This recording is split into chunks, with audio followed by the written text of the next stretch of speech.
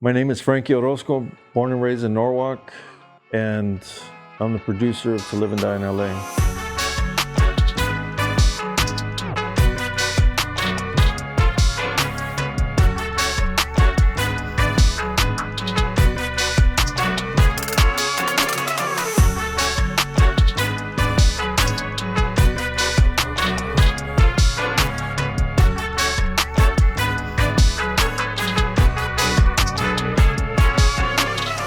I've always been interested in art in general since I was a kid. I remember going to the library and I was drawn to the art section, and I was always checking out art books and anything to do with drawing or paintings or anything like that. I had a cell phone and taking photos was something that I did, and this I guess started about 10 years ago. So I would take pictures everywhere I went, and they would be artistic, landscapes and stuff like that.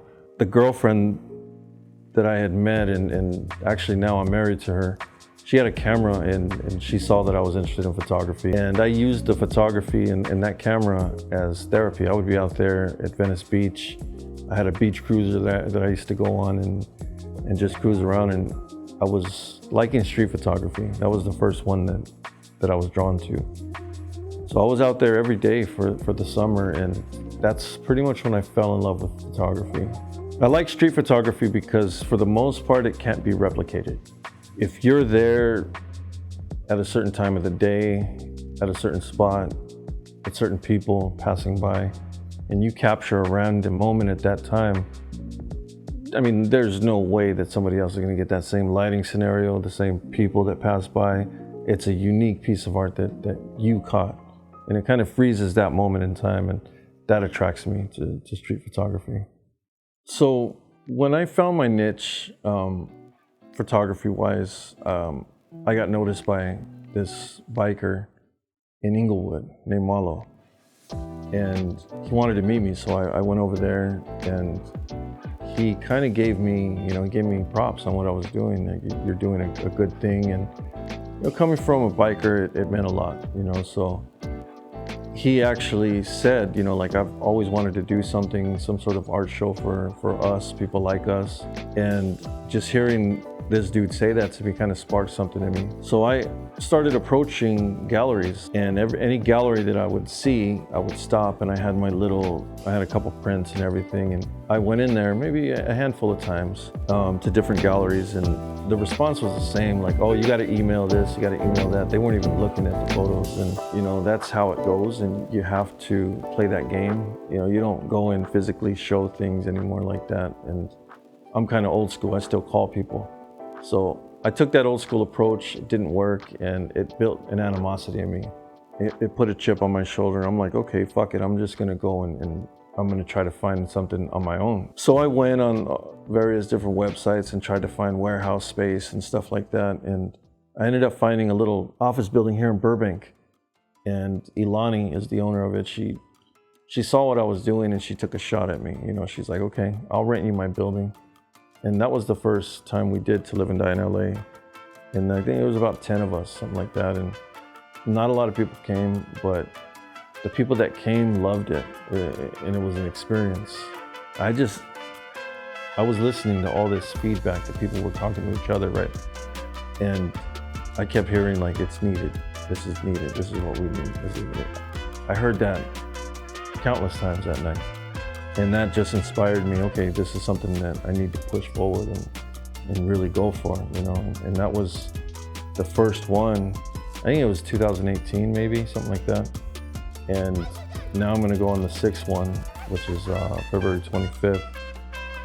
And yeah, it's grown significantly each time, from all aspects. The amount of artists that are involved, the space gets bigger, the vendors, there's more of them, the attendees, everything is just growing, and that same feedback, we need this, I'm still hearing. When I got into this photography and I saw the response to this, all of a sudden, I'm able to build some sort of legacy. My kids will see this and, oh, my dad did something cool, you know what I mean? Because I had animosity towards the art world, right? Now the art world is looking at me. I've had a few different museum galleries. I've been in legitimate galleries. I'm part of a really great group of photographers that called the LA6, and we just did a museum show in Torrance. And through that, I'm able to kind of bring people with me. And I think maybe 4 different times now, I've given opportunities or opened doors for somebody to have a museum show or a legitimate art gallery, something that probably would have took them a little longer to get on their own. And that's kind of one of the biggest side effects that this show has, and kind of bridging a gap between the normal art world and letting us in. That's probably the biggest one. So the next To Live and Die in LA is going to be on February 25th, 2023. There's all kinds of people that are going to be in this one. I have about 12 live performances. All people from LA are going to be up there and doing their thing. I got so far about 20 different photographers and artists, all local, that are going to be there, and it'll just be a different level from the last one. I was introduced to Esteban Oriol, Merrick Morton, which are friends of mine these days, and I'll always look up to their work. You know, an amazing documentation of LA at their time. And because, you know, this is the city that I love, of course I'm drawn to their photography. I admire Esteban Oriol's drive and his hustle. So I've seen him do a lot of amazing moves, and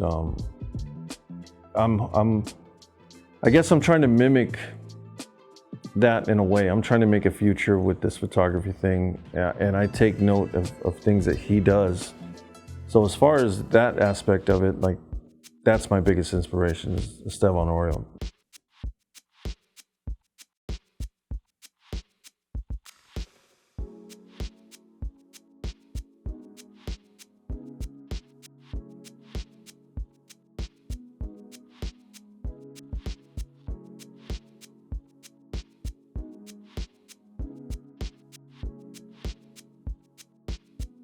I wanted to do something to kind of give back and teach whatever it is I know about photography, which is limited. I wanted to teach whatever I know to, you know, some local youths. So I decided to do a mentorship program. It was supposed to be just one person, but when these people responded, you know, they all told their stories and they all touched me. And one of the common things was depression. And in my head, I'm like, wow, these guys are too young to be experiencing depression. So 1 turned into 5 because I couldn't say no, you know, a bunch of times. So yeah, so we got 5 of them, and I reached out to Sammy's camera, and Rui saw, you know, the value in what I was trying to do, and reached out to Canon. And yeah, the other day we were there at Sammy's camera, and these guys, you know, they got their brand new Canon cameras, and it was really cool to experience that. The ultimate goal is that they're gonna be in the next To Live and Die in LA show on February 25th. We're gonna have a little section specifically for them, and hopefully it gives them a push. You know, hopefully it gives them a push to go out there and really do this, you know, and try to be as big as they could in that art world. I just really want to thank Sammy's camera and Canon for getting behind it and getting the kids some cameras. Sammys for, you know, making that connection, but also showing interest. I really do, it pushes me to know that Sammy's camera is seeing something valid in what I'm doing, and it's pushing me a little harder. So I appreciate you guys, I really do, and I just want everybody to support, you know, that company, because they're standing behind this program.